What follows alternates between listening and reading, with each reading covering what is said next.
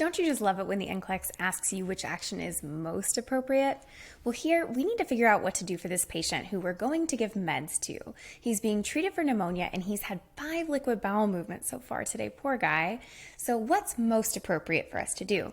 Should we request an order for loperamide? Should we hold the client's scheduled docusate? Should we hold the scheduled antibiotics? Or should we change the diet order to a bland diet? So first, should we request an order for loperamide? Well, loperamide is an antidiarrheal that does help us to slow down bowel movements in someone with diarrhea, but it might be contraindicated if they have an infectious cause of diarrhea, and we don't know yet here, so I'm not sure I want to do that one.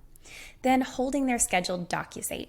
Well, docusate is a stool softener, and if they're having liquid bowel movements, I do not want to give a stool softener. So I am definitely going to be holding this, but let's see if there's something more appropriate.